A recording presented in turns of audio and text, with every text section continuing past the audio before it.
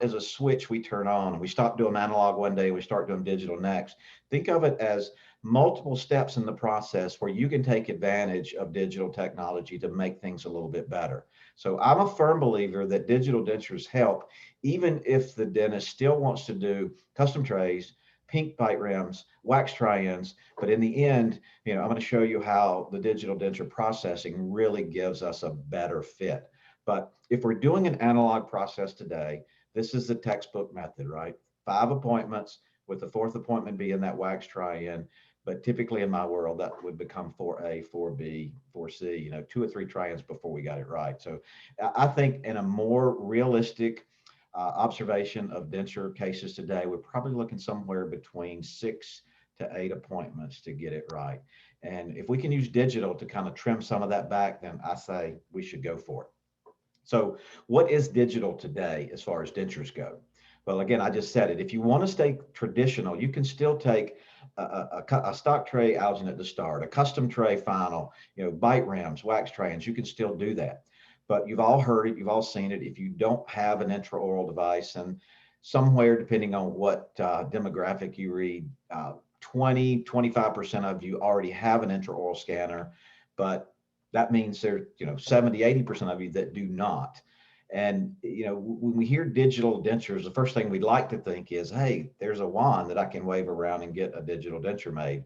And while that's true, I think it's still too early to lean on that wagon just yet.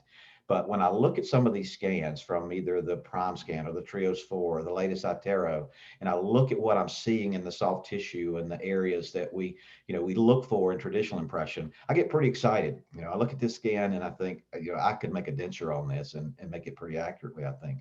The current technology, right, from Omnicam 5.0 forward to Prime Scan, to Trios 3 and 4 to iTero, the last 2 versions, we do have the devices and the software that are accurate enough to capture the cross arch accuracy that we didn't have with earlier devices. So we're getting there, guys. The problem is not the equipment software now. The problem is how we scan with that wand. It's not an easy thing to do, right? Moisture, cheeks, patient tongue in the way, it's a challenge. But there's been some really good studies done proving the accuracy of these devices.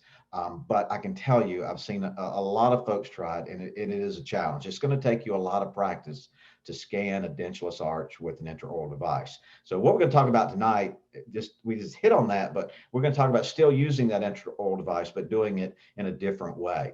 But we also know that if we do scan either the tissue in the mouth or we scan the impression inside of a denture, we get a much better fit of restoration to tissue. And we know that without a doubt because of the accuracy and the digital technology. Dr. LaRusso has done probably the best work on this intraoral scanning. And you can go Google his name and see, he's written 5 or 6 papers. He's developed a scan strategy that seems to be very effective. But I watch people try to do this, and it is a challenge. So just be aware of that if you want to go this route, you want to scan a dentulous tissue, you need to practice quite a few times. Let's step back a second, though, and just talk about digital dentures in a general sense, right? If we're going to do a digital denture, no matter how we get this digital denture made, right? Whether, you take advantage of Mike's resources with the digital technology that he has, like this carbon printer, and using the Lucitone digital print we're going to talk about tonight, or you use a mill denture that somebody has a milling machine and they're milling out a puck, you're going to get a better fit. Right? Think about this. We are designing a denture in a computer. We're taking that design denture, which is just a computer file, and we're sending it to an output device like a mill or a printer. That is a true one-to-one jump, right? That same denture made analog wise has got to be, a stone model's got to be poured. Wax has got to be put on that stone model, teeth in that wax. That's got to be invested in more stone and plaster. Then it's got to be put into a boil out unit. Then we have to pack acrylic in it. Then we have to put it in a curing unit overnight, and then we dig it out. All those steps in between are areas where things can go wrong. History and research has proven that no matter how good our analog processing is, whether it's traditional press packing or whether it's one of the newer injection systems, we get anywhere from a best of 100 micron fit to the tissue to at worst 300 microns, right? We do know that we don't get superior fit of acrylic to tissue. This digital technology is going to make the acrylic fit the tissue better. No doubt, hands down, research has proven it over and over again. So no matter what we do, right? And people say, well, the accuracy all depends on the impression. That's true. If the impression is not accurate, then the denture is not going to be accurate. But it's going to be more accurate if we create it digitally than if we do it on traditional. So I'm a big fan of CAD/CAM Fit because of that, right?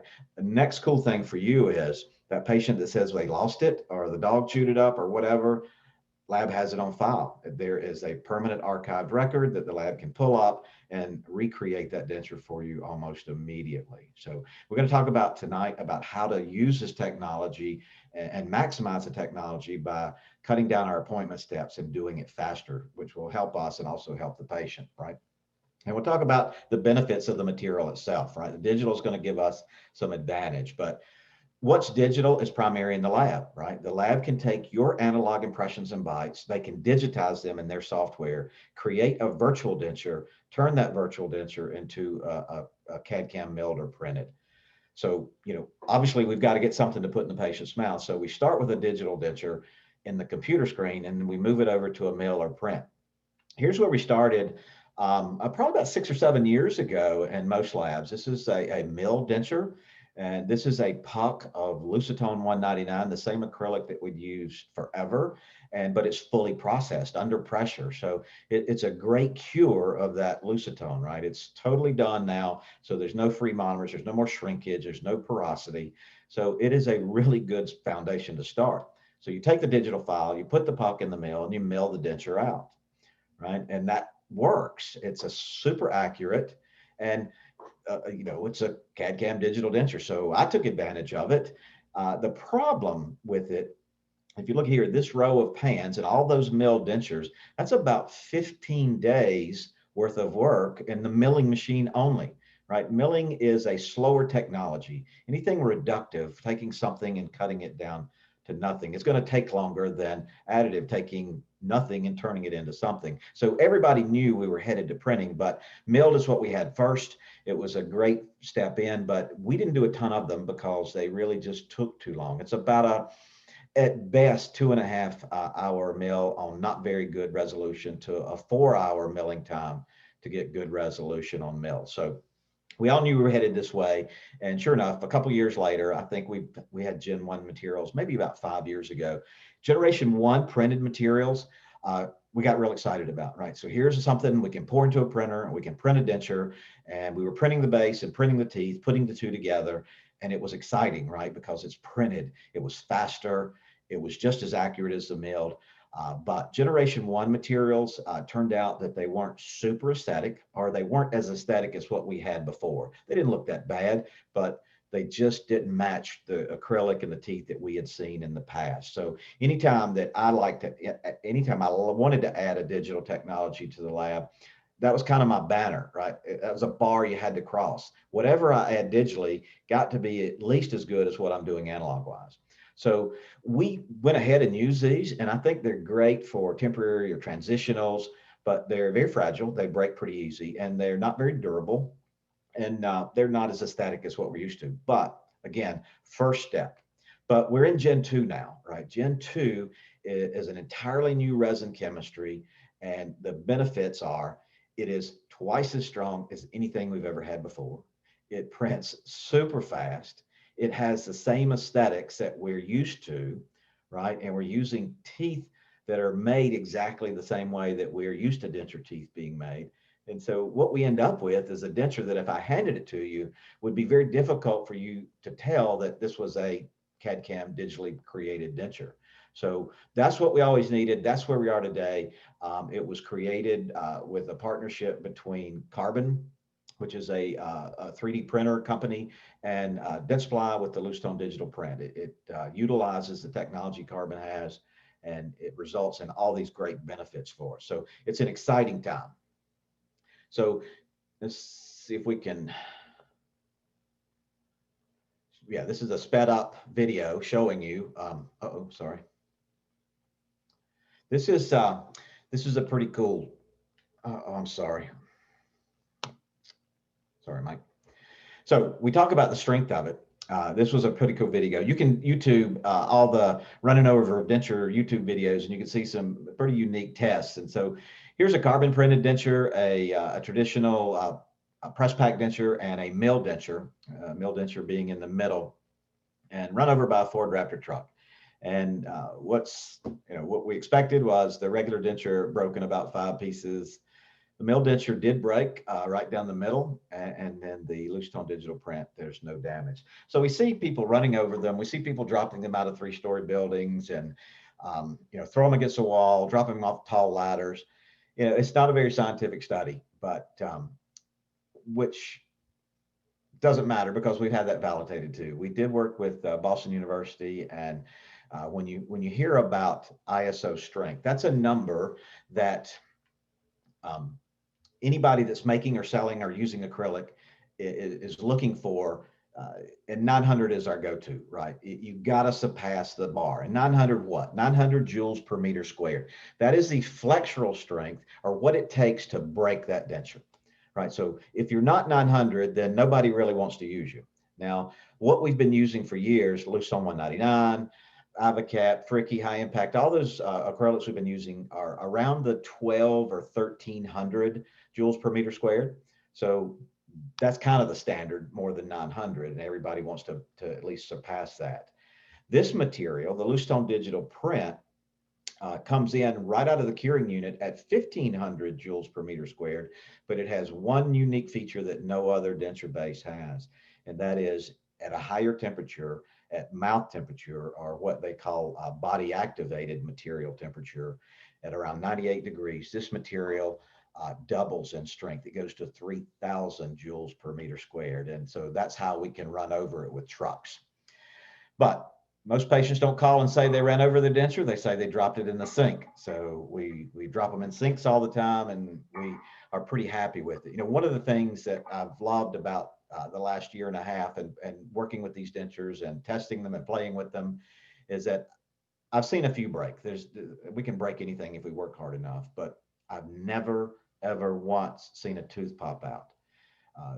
Dentsply did the work behind this material to make sure the chemistry is right. So when the tooth is bonded in, it absolutely does not come out. So I think we're better today with that technology holding teeth in the base than we ever were with traditional acrylics. And if I'm sure Mike has had it, we've all heard it, the patient, we deliver a new denture due, they take it home. And if they have a pet and the dog finds it, right? So you get the call the next day and say, the dog found my new denture and chewed it up. I need to get another one. So of course, I've been trying to see if Max could damage these dentures. And while Max doesn't qualify as a real dog, he's not able to do much damage to the Lucitone denture either. So having said all that, the studies were done at Boston University. We know how strong it is. It is the strongest denture material on the market. It looks good. And so we take advantage of that, right? And so you're with the lab tonight with Mike and his team that are doing these dentures and doing them just like we're talking about. And so you can take that to the bank and know that he's using the best out there. So how do we make it work, right? How do we connect all the dots? Well, the steps are very simple, right? A digital denture is that you're going to generate some records, right? We're going to talk about those records, but you're going to generate records. If it's the same way you've always done it, so be it. The lab's going to then digitize those records, and then they're going to create the denture in a design software, and that's going to create an output file, an STL file, or a mill file, or a printed file that goes to the finished product. And that's pretty much it. It's a pretty simple workflow, right? And tonight, what we're going to focus on and what we call our 3-appointment digital denture is the second bullet point, right? We're going to talk about reference dentures. And we're going to talk about not using traditional impressions and trays, right? Just an option. Notice that I say option. It's not a replacement. If you still want to use impressions and rims, you can. But I hope to at least give you some food for thought on that. A reference denture just might be a better, more comfortable, happier way to do dentures with your patients. And of course, I mentioned intraoral scans, and I think that's coming. I think that one day you'll be able to do that easier, right? And the digitizing of the record can be done in the office, right? If the doctor has an intraoral scanning device, I'm going to show you how he can use it to digitize those records so the patient can keep their dentures, or the lab can do it with the lab scanner. A couple other tools I'll just mention because I think they're invaluable to help communicate to Mike and the denture techs on how to set teeth, right? Anytime we can get data about the patient, when we got to select teeth and put them in a certain position, these two tools help. Whether it's the allometer, papillometer, right? That's gonna help us determine what size or width anteriors to put in the maxillary, and it's gonna tell us where to put the incisal edge. Very simple, easy, fast tools to use.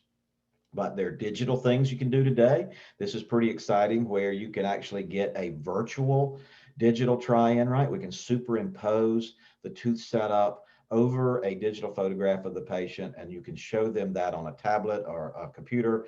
And you can say, okay, this is how we are proposing your setup. And what do you think, right? And we can even put colors and shades. And it's just what I call the wow Tryin, and it kind of helps, move the cases down the line. Patients get pretty happy about that. I think it's a fantastic thing to do, even with dentures. So what are the differences before we get into the specific steps? What are the differences between what I'm talking about, digital dentures and, analog dentures? Well, clearly the first one is technology, right? This is the way that we've done dentures forever. We have a powder, we have a liquid, we have stone, plaster, brass flasks, boil out tanks, curing units, acrylic teeth. All those things are done to make dentures today, still pretty widely. But what we're moving toward is where we've got technicians sitting in front of a computer, and technicians that still know what teeth are about, know what occlusion's about, and know what curve of Wilson, curve of Spee, and midlines are. He's just using a different tool. Instead of using a wax spatula, he's using a mouse and a keyboard, and he's designing that denture on a computer screen. So it's not replacing technicians. It's not replacing the skill that they have. It's just giving them a more efficient set of tools that allows them to do some pretty cool things for you. So that's probably the biggest change. The second biggest thing, which is in your world, would be the Triads, right? And so this image is meant to help remind me, because I've been in many operatory with a Tryin, right? And we put the wax Tryin in the patient's mouth, and we hand them a mirror and say, okay, what do you like? What do you not like? What do you want us to change? Tell us, we want to make you happy, that kind of conversation. And I can't tell you how many times in my career I saw this look on the patient's face, like, I don't quite know how to answer that question. I'm not sure. I don't want to say the wrong thing.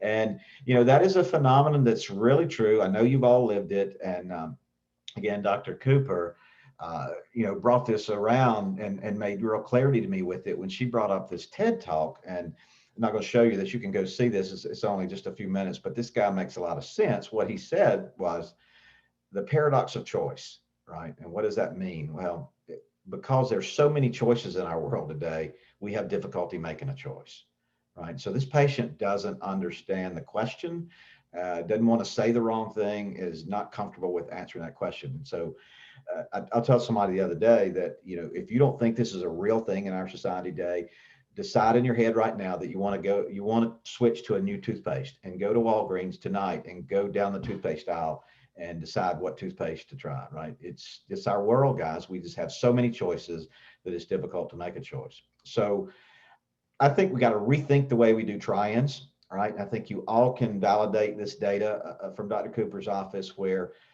average number of Tryin appointments in her first year of practice, 2013, was almost 2, right? But in 2016, she got it down to less than 1. Right. And how do you do less than 1 Tryin? Well, some are immediates and things like that, but she will tell you that a lot of it is because she got better doing the Tryins. And she got better not only because it was her 3rd and 4th year in practice, but in 2015, she went digital.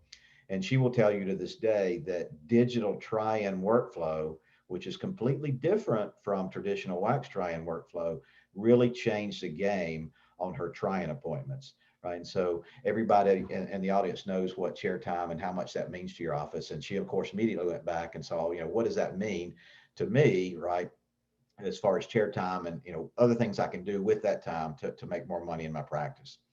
So she and I both agree that in Tryins, we don't just say to the patient now, what do you like? What do you don't like? What do you want us to change? We were more specific today, right? We ask them more specific questions and really narrow it down to really four categories, right? Is it too light? Is it too dark? Right? Is the teeth, are the teeth too big or too small? Right? Does it feel good? Right? Are the teeth too high? Do you need to move them up or down, left or right? You ask specific questions, four categories, and you're going to move through your Triads faster, whether we go digital or don't go digital. So this is one of the first mindset change, ask you to think about your Triads. Now, what you're looking at is a patient with a digital Tryin, which we're going to get into in depth here in a second. So traditional Tryin, teeth set in wax, been around forever, not going anywhere. I would still have clients that want to do this today, and there's nothing wrong with it. Technicians are really skilled at doing really gorgeous wax up and putting the actual denture teeth on there so the patient can see specifically what her teeth or what his teeth are going to look like, right? And we can see specifically where the position are. But there's not a lot more data we can get out of that. Right. And we have to be careful with occlusion, right? We can't have to tell the patient don't bite too hard. It is in wax. And we certainly can't get a lot of intaglio information unless we do, custom base plate, and that's going to be our final denture. But in reality, this is an aesthetic Tryin, but that's a mindset we've always had, right? That's what we're looking at, and I've known it, I've seen it. It absolutely can end in a long Tryin loop, right? Over and over and over again. And I've actually got to the final case, a final Tryin, the patient said is great, process the denture, and then it's all of a sudden it's not great again. So we all lived it, and one of the things we don't like about denture work, denture patients. So what I'm going to propose to you tonight is a new thinking about Triads, and we're going to call it a digital Tryin or a functional Tryin, right? It's either milled or printed, and it's the denture that we design on the computer. We print it out in a monolithic form. We print it out of a material that the patient can bite down on, can chew on, can take it home for a couple of days and wear it, let it settle in, determine over that time what they like and what they don't like about it, and bring that information back to you. That gives us so much more valuable information to move to the next appointment, which is hopefully the final appointment. So the only thing that we really have to get over is the aesthetics, right? We have to get over that we don't have the final aesthetics of the teeth. Now, this material that we have, and there are others out there, comes in a multitude of Vita shades. So we can print these in A1, we can print them in a bleach shade, we can polish them up real nice and they look pretty good. And in labs, if you want to even get a little more aesthetic, they can actually paint a pink composite or pink color on these printed Tryins, to make it look a little better for the patient. But I'm more of the fan that, look, this is an A2 Tryin. Shade is not important at this point. I just really want to get occlusion, tooth position, and intaglio, right? I want the patient to talk to me about what they feel wearing this denture for at least a half an hour, 2 hours, or up to 3 weeks, right? This is a material they could wear for quite some time. It's a durable material, very strong material. Now, besides that, it is also the best custom tray and bite rim that you'll ever use because it's going to be easier to use because it has teeth on it, right? And so again, the only conversation would be the aesthetics. Well, that may not always see. There's going to be some patients that need to see the teeth, right? And I liken it to crown and bridge temporaries, right? We make crown and bridge temporaries every day that look nothing like the final crown, right? And we live with that. But dentures, we seem to always think that they have to be what the final denture looks like. So it's a mindset change. We have to think a little differently. There's some kind of hybrid options of this, right? I could print that monolithic. I could cut those printed teeth off and put the actual teeth on there in a little bit of wax so the patient could see that. But now it becomes, not a take-home Tryin denture, but, kind of a hybrid version, and, certainly an option that we can look at. So that's kind of the center of what we're talking about tonight in the 3-appointment denture, and I call it the new Tryin. But if you look in the upper left corner, we start there. And what are we looking at? We're looking at the patient's existing denture, right? Demographics tell us that 7 or 8 out of every 10 denture patients already has a set of dentures, right? And they may be old, and they may be worn, and they may be ugly, and the patient's not happy, and that's why they're there. But they are filled with valuable information we can use to get ready for that Tryin appointment so that our Tryin appointment goes much more efficiently and much more accurately. So Imagine this. I'm in the operatory, the patient's got a set of dentures. They're really brown. They might be cracked here or there. And the patient says, I just wish they stayed in a little better. I wish they were a little brighter and whiter. I wish I saw more of my teeth. And I ask them, what about when you chew? How do you feel when you bite and chew things? It's okay. But again, I wish they stayed in better. That is wonderful news to me, right? Because what they just told me with their existing denture, where the teeth meet, their occlusal plane, that's a great starting point for me to do my digital setup, right? If I set my teeth up somewhere in that same occlusal plane, when we put the Tryin dentures in the mouth, the patient's not going to notice much change at all. So it's a great starting point, and I think it's easier for you as clinicians to take that bite, to put that impression material in that denture and capture that preliminary impression utilizing that method. We take that data, we make the printed Tryins, we send those out, those get adjusted, marked, whatever, and we use that data from those adjusted Tryins, right? Whether it's grinding on the posterior occlusion to get the bite where you want it, whether it's taking a Sharpie and drawing a new midline, whatever you need to do to modify that Tryin to give that information back to the lab, right? And we're skipping this. We're skipping the custom trays and the border molding and the bite rims, right? And I know a lot of people are thinking, well, how are they going to be accurate if I don't do that? Well, remember I said how well the acrylic fits a tissue. So we're starting to believe now, because we get such intimate fit with the tissue, which in reality is the way dentures are supposed to work, right? Dentures are supposed to work by a close, intimate fit to the tissue, ideally somewhere in the 50 to 75 micron range, which happens to be a good gap for saliva. And so it's like a drop of water between two pieces of glass. We started doing thick, heavy rolled borders, border moldings, post dams, bead lines, and all those things to help enhance the lack of good fit we got with acrylic, right? So all those things that we do are sort of to help the denture stay in better. Maybe we don't need that as much anymore. Maybe we don't need to extend dentures quite as far as we've done it. Maybe we don't need the post down because we do get a better intimacy of acrylic to tissue. So maybe we don't need the custom trays. And certainly if we don't have to deal with these big blocky bite rims, it can get a better bite using something with teeth on it. I think our world is going to be a lot better. So we start here, we take the existing denture, we take a bite registration material, we put a bite material between it, and we put impression material in both. And those are my impressions and those are my bite. We design and fabricate a set of Tryin dentures using that information. If we get it wrong, right, then we take a new bite and we take a new impression wash and we use that data, match it up to our original design, get the teeth in the position to with the modifications, and we go straight to final. So that's what we call the 3-appointment digital denture, and it starts with the patient's existing denture. So talk about the workflow, and I've already mentioned about intaglio fit, right? Remember, we're making these digitally, so hopefully, and I think the technology is going to give you this benefit that this doesn't happen to you, right? This is not my grandfather, but this was my grandfather, right? He always just said, it hurts here, and we'd work, and I finally just handed him the denture and the handpiece. Said, you do it, Grandpa, and get it where you want it. So what we're going to do is we're going to take this traditional workflow. We're going to cut out a couple of these appointments, right? We're going to do them all in the first appointment, and we're going to go straight to Tryin for a 3-appointment denture. I will tell you that there are some pretty good sized labs in the country, pretty good sized clinicians that are cutting out the Tryin appointment because this is working so well.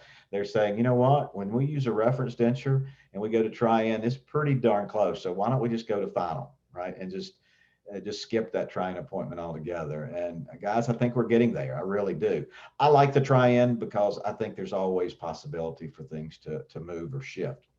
So let's show you the workflow and how it works. Now, this may not be the best example because these dentures look pretty good, but most of the time you're going to see dentures that are loose, floppy, worn occlusally, right?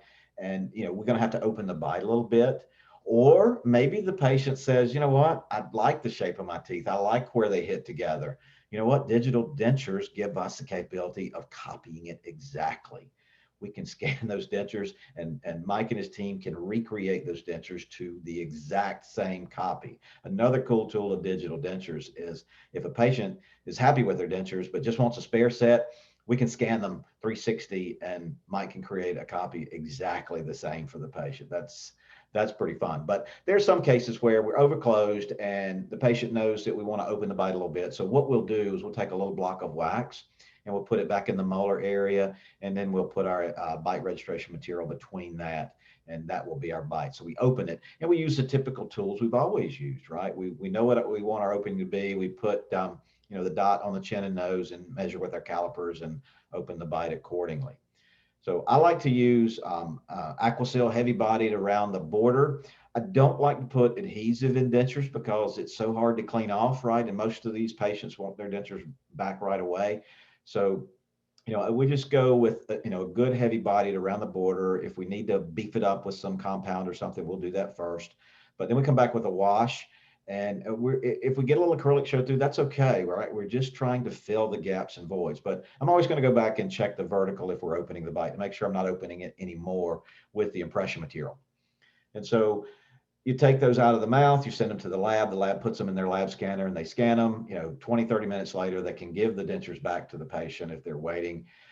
And so some offices have said, well, what if the patient, the lab's not handy, or the patient just absolutely won't let me send their dentures to the lab? We'll go back in the lab in the office and find that old Lang denture duplicator, duplicate the dentures and use those duplicate dentures to be your reference denture and send that to the lab. But if you have an intraoral scanner, right, you have the ability to scan in the office. And this is the technology that works really well today, and it's not that hard for you to learn, right? So how does that look? Pretty easy, right? So here's a case where the heels were worn out a little bit. So we added a little compound to the heels and started with the Aquasil heavy around the borders.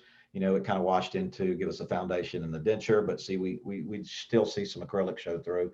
They just come back with a wash and then use Regisil to take the bite. So you then take that out of the mouth, right? And we're going to scan the denture. Now, here's what you have to do if you have an intraoral wand. You need to think of that denture in your hand, not as a denture, but as an impression. And what you're doing is you're scanning an impression for the lab.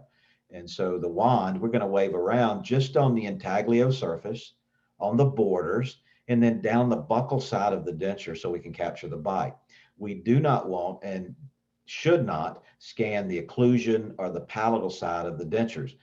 That will close the denture file completely and makes it difficult for the lab to say to their software, here's an impression, I want to make a new denture, because it's totally closed and the computer gets a little confused. Plus, it creates a really huge data file that you don't need to use all that data up. You don't need to take all that time, and you don't need to lag your software. So again, intaglio, borders, and just the buccal side. People ask me, how I move the wand around inside an impression. I follow Dr. LaRusso's intraoral scan path, right? He developed the scan path. It's what works intraorally. It made sense to me. That's what would work inside of an impression too. So I do the same thing. First one is around the ridge. Second is back and forth across the palate.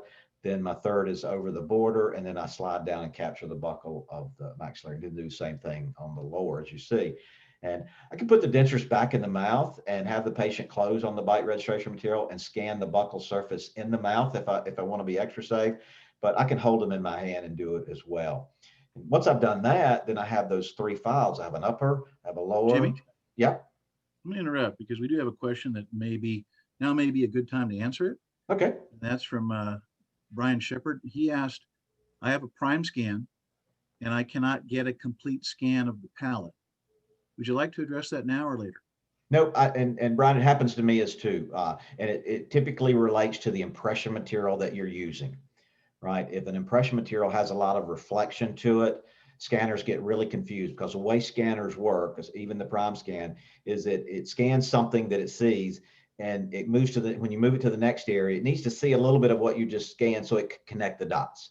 And if we go across a palate and the palate is super smooth, so there's not a lot of bumps or rugae or anatomical features that the scanner can recognize as where I've been, then it kind of gets lost. And I've been stuck in that loop many times. And here's the way I've handled it. Number one, I try to use an impression material that scans really well. And that Aquasil green is probably the best I've found. I really struggle scanning Improgum. It's real reflective. But even with the green Aquasil, if the upper palate is super smooth, it struggles sometimes. So what I'll do is that I'll take a Sharpie and I'll put a series of dots on the palette in my impression, right? Just something that the scanner can see and recognize as it's moving around. Other people have said, you know, the Sharpie's reflective, it's not picking it up too. So you can take little drops of wax and just put little bumps around the impression. If you just put small, you know, 2 or 3 in different places, it's really not going to affect the fit that much intaglio. So Jimmy, we did actually just have one other question pop up here relating to CBCT. Let me get to that. This is from Brian Stout. It says, I can do a denture scan with my CBCT. Can you work with the scan from a CBCT machine? if the lab has capability of turning that CBCT into an STL file, absolutely. So that would mean the lab has the ability to interpret a DICOM file. Yep, exactly. Which in our instance we do. Yep. It's a great question as well. It is a great question. Good. Thank you. So the lab's going to take that data, whether it's the 3 scans you send, upper, lower, and bite, or whether they create those 3 scans in the lab, right? And they're going to make the denture digitally, right? They're going to take software, do the setup, do the wax up contour, and create a digital denture. And from that digital denture, they're going to create a Tryin, right? Again, we're going to print that Tryin, send it back. The dentist's going to mark it, adjust it, reduce it. You can add to it, right? And then if you need to, use it for your new impression and bite. You know, sometimes you only have to adjust a bite, take a new bite. Other times the intaglio is not where you want it, so you do just another light impression wash. You know, Jimmy, either way, yep. I'm back. Nope. No worries. We have a very attentive audience. That's great. And you're doing an awesome job. How are we doing on time? We good?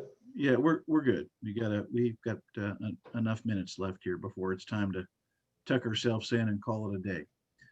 I have a question as a follow-up from Jacqueline Harden. Her question is, just to make sure I understood correctly, when scanning, we don't need to scan the external palate of the reference denture, only the palatal intaglio surface, correct? Thank you. And the borders and the buccal surface so that you can get your bite registration aligned. Okay. Now, it's a great question and something I should hit on. So digital dentures give you the opportunity to do a lot of different things, right? And I mentioned it a second ago, copy denture, I call it, right? The patient comes into your office and says, I like this one. I want another one just like this one, right? Mike has the ability to do that for you. And we call that a copy denture. And we're not changing anything. We're just creating an exact duplicate, intaglio, teeth, even the palatal surface. So if you're doing that, then we do need the complete 360 scan of that denture, right? So you would go over the occlusion, you would capture the palatal area. And so that's, you know, that's called a 360 scan, but you only do that if you're doing a copy denture. If you're using the denture as an impression, as in a reference denture, you only need the intaglio, borders, and buccal surface. Thank you. So, you know, this was one of the things that excites me most about this, Mike. You know, and it is exciting to get back in the denture space and think, oh, I have the opportunity to maybe never have to worry about a pink, big, blocky bite rim again, and have to worry about, you know, the dentist struggling with it, the patient struggling with how much to melt, how much to carve, how much to cut. You know, I think we're there, guys. I think you could take this reference denture and let it become the most perfect custom tray and bite rim you've ever had, because it's teeth and you know what to do with it. And because we created it in the occlusal plane from the patient's existing information, it's going to be a lot closer than we ever got with a wax rim before. So you should have less adjustments and less time in the Tryin appointment. But you have the ability to grind and adjust and add and take a new impression in that if you need to. So again, I call this the new Tryin. It's part of the 3-appointment denture, and the workflow is pretty simple, right? And this is sort of the end of the road for us, and we can start taking all the questions. But you know, you take your existing denture wash, impression, bite, send it to the lab. Mike's going to scan it, design that Tryin, send it back to you, gives you the functional Tryin that you adjust. Return it to the lab. He takes that modified Tryin, rescans that, does the redesign accordingly, and delivers your final denture. So your third appointment is the actual delivery date. And pretty easy, pretty workflow. And so I know there's probably a question out there. I get this one almost every time. What if the patient does not have existing dentures? What do I do? Well, a couple of ways we could take that, right? Number one, we can do it like we've always done it. We can go back to custom trays and bite rims and do that. And Mike can digitize that information and create your Tryin from there. What I think I would like to do is that I want to create your reference denture for you. So we're going to add a Tryin appointment in my theory, and I'm going to take whatever impression and bite information you can give me, and sometimes I would get just a mush bite, right? And a couple of alginates. Well, I would pour those up, mount those up. I would look at what I see anatomical wise. I would look at the space, and I would do a virtual setup in that space where I thought it should be. And I would print that set of dentures as a monolithic Tryin and send that to you. And that would be your first Tryin.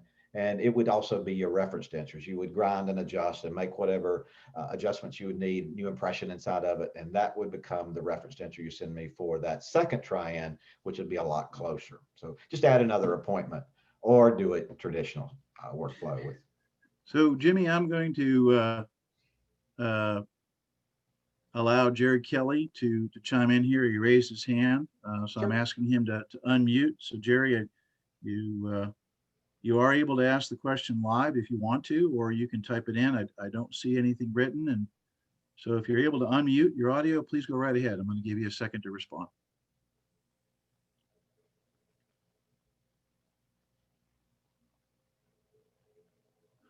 All right, so Jerry, if you want to just go ahead and type that question in, and we will, oh, here we go. Let's see what the question is here, and we'll go from there.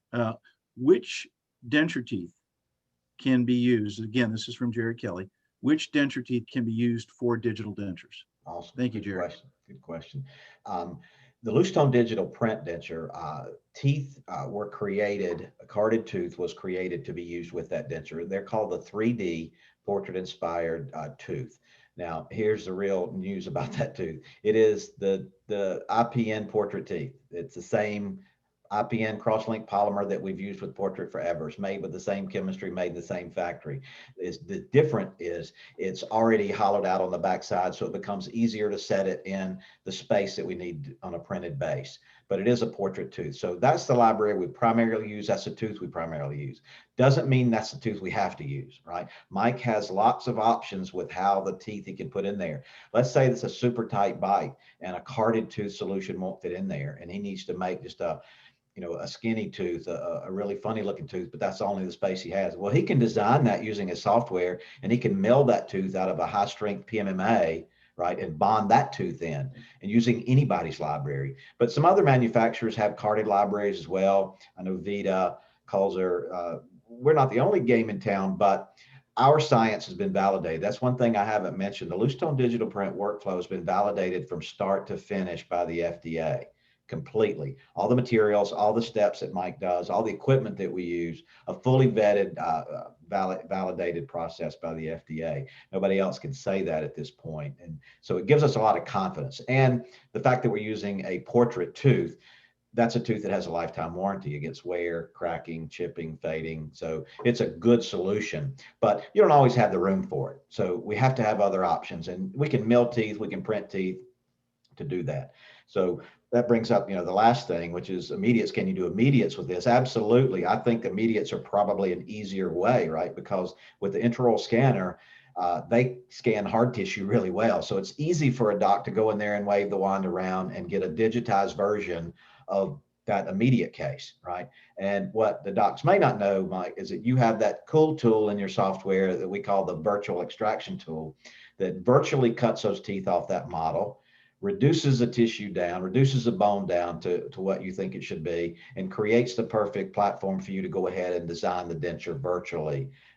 But the beauty of that virtual extraction is that as you're doing your setup, you can layer back on the image of those extracted teeth. So you can see exactly where they were to help you with your arrangement, your midline and all that. I think that's invaluable. In the past, we took stone, we took a saw, we took a burr, and we cut those teeth off and they were gone forever, right? We just kind of had to use marks and try to remember what the teeth were like, or look at a duplicate model. But I love the immediate workflow with digital dentures. But I would do them the same way, right? I would use a virtual extraction tool. I'd create my model. I'd do my digital wax Jimmy, up.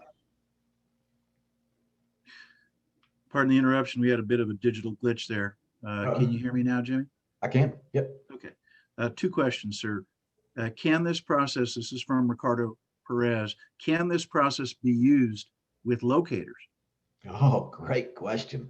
Yeah, it's a great solution for any of our implant restorations, right? Because we take, it's a material, then that's the first thing I thought is that, wow, all those locator cases that broke in the past, right? All on 4 cases that split, right? Here's a material that's 3 times stronger than any acrylic I've ever used. I hope I can use it for that. And you really can, right? So if I've got a model that has 2 locators in it, I scan that model, I can see where the locators are. I can design my denture over that with the appropriate recesses. Now, all we do, so we're creating a denture with recesses, and we're going to pick the locators up either in the lab or chairside using a jig or intraorally, which is my favorite way to do it anyway.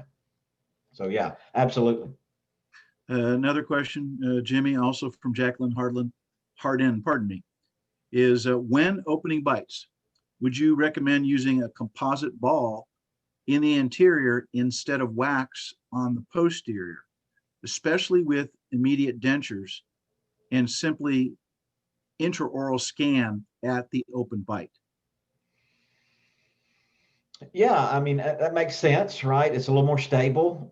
It gives you a little better idea of what the opening is going to be. Sometimes the scanners struggle with that gap. So I'd probably still want to put some bite registration material between the posteriors, even if I was using the composite ball up front. But no, it makes sense. It sounds like a pretty good idea. Yeah, agreed. Go ahead, sir. All right. So I'm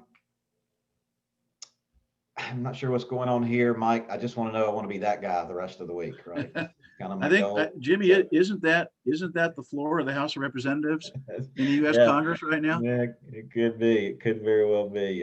Somebody said that's a representation of COVID, right? And I said, well, that I really want to be the guy in the back now because I've heard all I want to hear about it. So, Jimmy, before we answer any more questions, I'm going to share with our audience, our guests tonight, just a few thoughts about what we're up to at Dental Masters and how we can be of help there. So I'll just take over the screen for a few moments here. Again, everybody, welcome. Thank you for being with us tonight. I just want to share with you how excited we are to be part of this technology. I've been in the dental lab field my entire life. I'm proud to say I'm a 2nd generation dental lab technician, dental lab owner. It's our 70th year as a family operated dental laboratory. We started in 1950 by my father, who we lost in March of this year.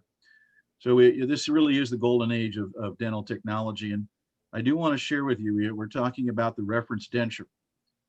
We are big believers in digital dental technology and digital dentistry. So I do want to share with you that we do provide a rebate to our clients who either already have a scanner or wish to buy one.